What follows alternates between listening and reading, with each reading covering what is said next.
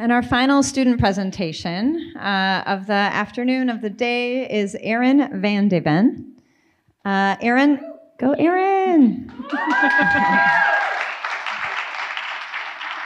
Erin took an unconventional path to get to Scripps with a background in media. She's enjoyed taking this time away to fully immerse herself in all things marine science, including being excited to cut into the stomach of a swordfish or pull plastic out of a bird's stomach. I have a lot of things to add to that, but I really don't want to give away your presentation, so I think I'm just going to leave it at that. Erin's got a very interesting life history, and I encourage you to talk to her at the reception about what she's been up to the last several years before coming here, if you get a chance. So the title of Erin's presentation is Find Your Seadragon, the story of everyday people changing the face of science and conservation one photo at a time. Welcome, Erin.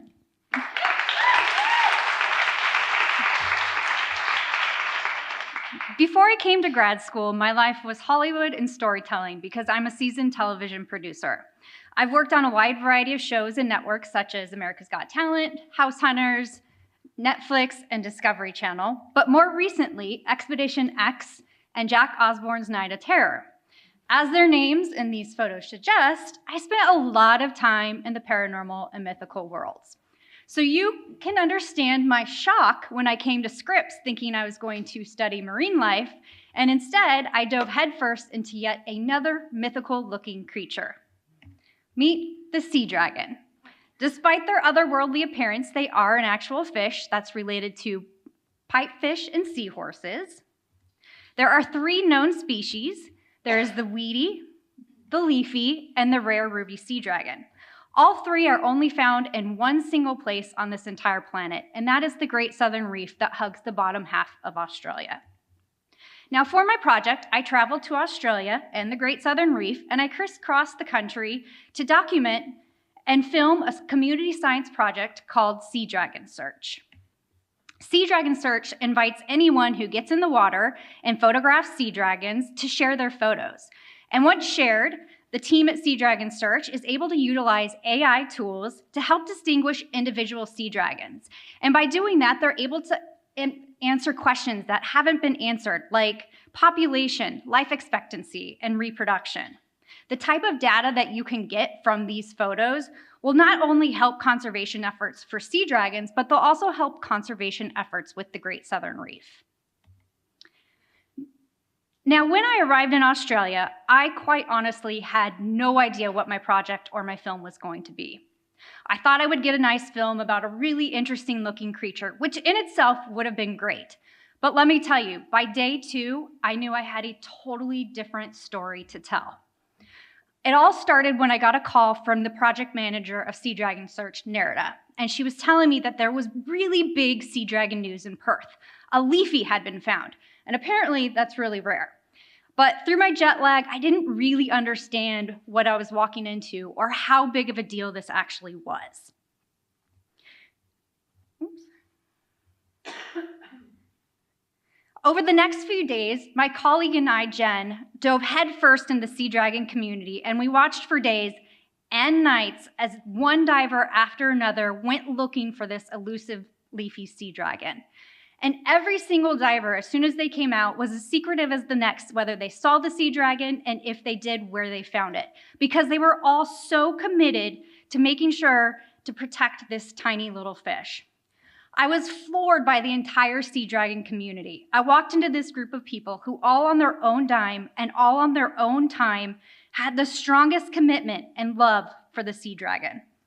But what stood out to me the most was the incredible difference all these divers were making with one small act of taking a photo. This one little community was making waves of change with something so simple. And I thought, wow, these people are proving that as everyday people, as me, as you, we all have a lot of power, and all it takes is one small act. And for conservationists, it's time to start telling that story. A story of recognition of the efforts already being made and the joy and the successes instead of the doom and gloom. Because storytelling can be incredibly powerful when people are out in nature and showing it in a positive way. And with my film, the aim is just that: show a story of this energetic community out there making a difference with one small act. Then use this to educate, encourage, and showcase that you too can make a difference in your own backyard. My short film is actually a trailer for a longer documentary that I am currently writing. So with that, please enjoy.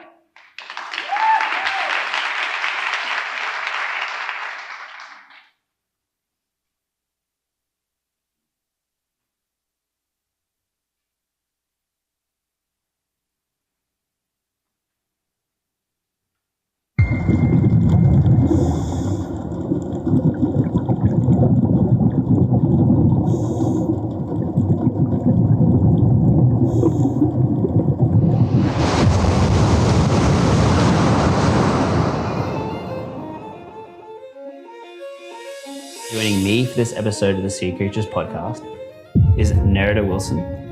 She's a marine molecular ecologist, sea dragon aficionado, and co-founder of Seadragon Search. We're just learning about what you're doing and using AI to identify them. Yeah. It's a great project because it really marries together the just basic people power of just people being in the water, taking images, and then this technology that helps us sort of to get a lot of data out of it. The best way to conserve animals is based on evidence and data, and so you can make informed decisions. Is this a passion project for you, or do you do this for, Crazy dragon lady, reporting for duty.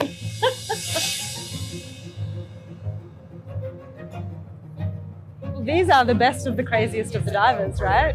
These are all the sea dragon man people in Perth that I could rustle up. Seen a bit of use this wetsuit. Hi, John. How are you? Good to see you. This is a serious set of cameras, John. What, these? These are very heavy. Do you want to feel the weight of that? I'm scared. I'm scared, John. Damn.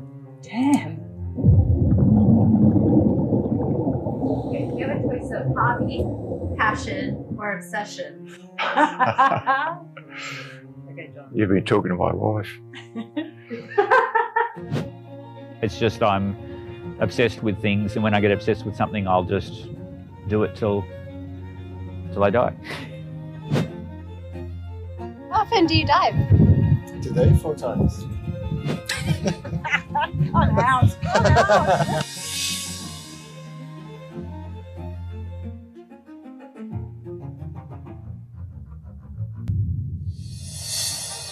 I think sea dragons have got to be one of the most unique and beautiful animals in the world, and they are the perfect emblem and mascot for the Great Southern Reef.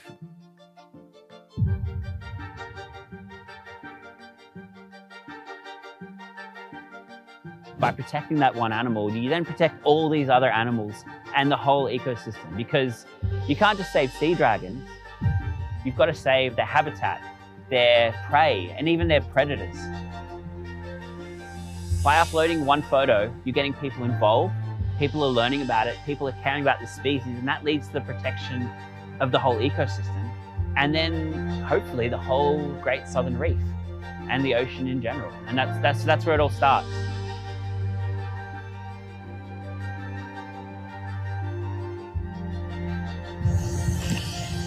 I used to come here, I don't know, say 20 odd years ago, and see lots of dragons around Hobart. And now, what I'm hearing now is that that's not really happening, and I'm not seeing records come in from areas where we used to see them. There's nothing south of Tasmania. The next step's Antarctica, and a whole lot of ocean in between. This really is the last bastion for a lot of species. They've got really nowhere to go.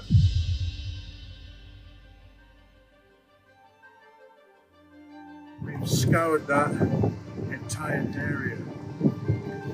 Nothing.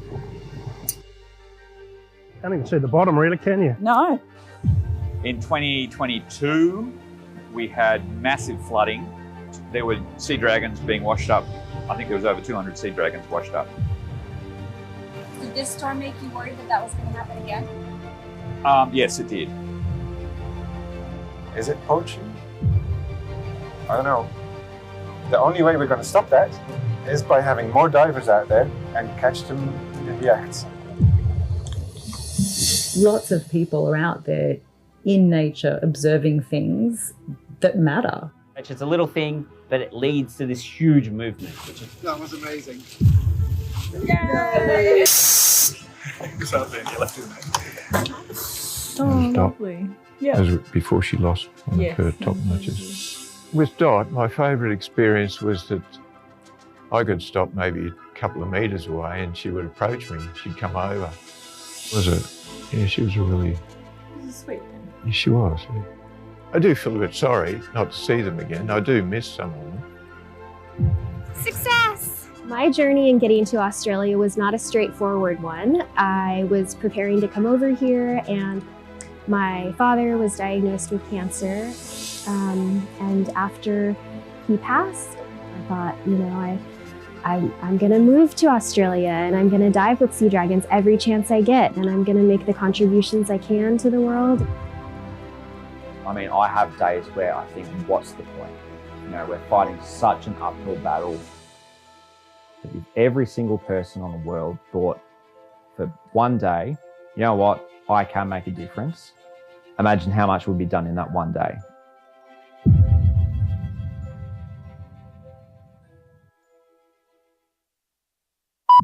Please give a shit. Don't add that in the outtakes.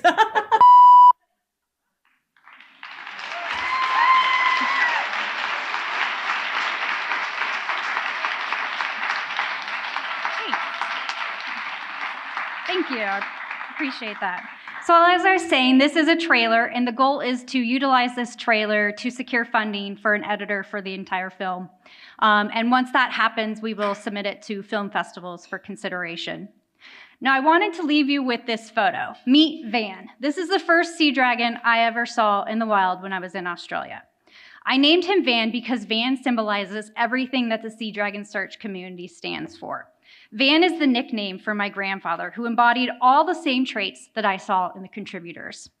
You can see Van's legacy in my father, who spent a career lifting up underprivileged students, my surgeon sister, who saves every single stray animal she finds, and the rest of my family that are firefighters, teachers, activists, and the list goes on. I only tell you this because my ultimate goal for this film is that you all find your own Van. If not a sea dragon, find your own one act, your one action that can make a big difference, because really, all it takes is all of us to just take one action.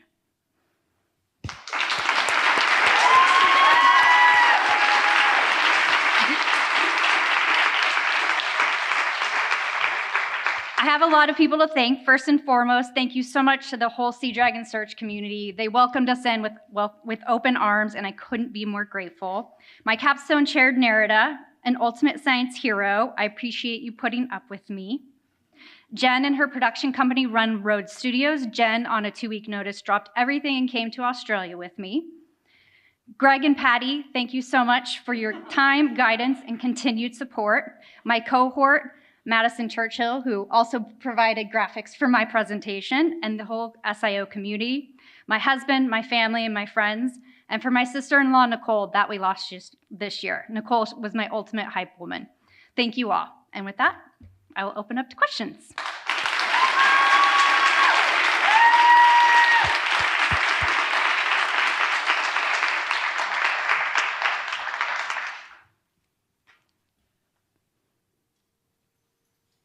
All right, I'll kick us off. Such a cool film, such a cool community, and what a neat story to tell. Thank you for starting to tell it. Are there other programs in our own area that encourage this kind of community science? There are. There's actually lots of community science all over the world. If you do a quick Google search, you can find one locally. But I did go ahead and put a couple options for you. iNaturalist is one that a lot of naturalists use. It's really easy to use, just like Sea Dragon Search. Coast Snap is something you can do right outside in our backyard. All you have to do is take a picture. Super simple, but there's other options there that if you're ever so inclined, they are good options as well. Okay, I got one. It seems, looking at your team out there in Australia, it seems like they're just a tiny step away from being able to get systematic information on these weedy sea dragons, or any of them. Is there motivation and effort to do some of that? Yeah, absolutely. So the team at Seadragon Search, they're all scientists and biologists working right now with the data that they're obtaining from these photos and getting that information like life expectancy, population, which actually should be coming out within the next couple of years, actual scientific journals on that information. Hey, Erin, great job. For the talk that you just gave, I couldn't help but think about sort of how Monterey sort of adopted the sea otter as sort of a de facto mascot. And it seems like this is something that's happening in these areas too. And I know that Monterey is really great because there's tons of already really built up dive infrastructure that keep people literally underwater and hanging out with those mascots. Did you feel that there was the same level of infrastructure that would be able to support dive operations where you had the chance to go? Oh yeah, absolutely. For the actual dive community in Australia, or at least Southern Australia, they do know about the Seadragon, and there's a big effort to assist in diving. For the people outside of the dive community, it's still a little bit underappreciated, I would say, and so there's not as much awareness, which that actually is one of the goals of the film as well, is to spread awareness about such cool animals just right on people's doorsteps, because about 70% of people live right along the coast of the Great Southern Reef, and a lot of those rely on the Great Southern Reef for their livelihoods. Most of them don't actually know what's there. So the goal of the film is to kind of put those info bites in there to be able to talk about it in that kind of way and spread that awareness.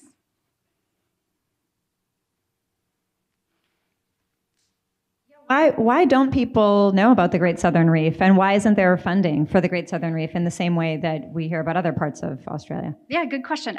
So the Great Southern Reef was a term coined just recently. It wasn't getting as much funding because there wasn't as collective of a agent looking after it, and so the states combined and decided, let's actually label this as one giant entity because it is a big reef system. So that way it gets as much notoriety as the Great Barrier Reef, which I'm sure you've all heard of, which gets a lot more funding.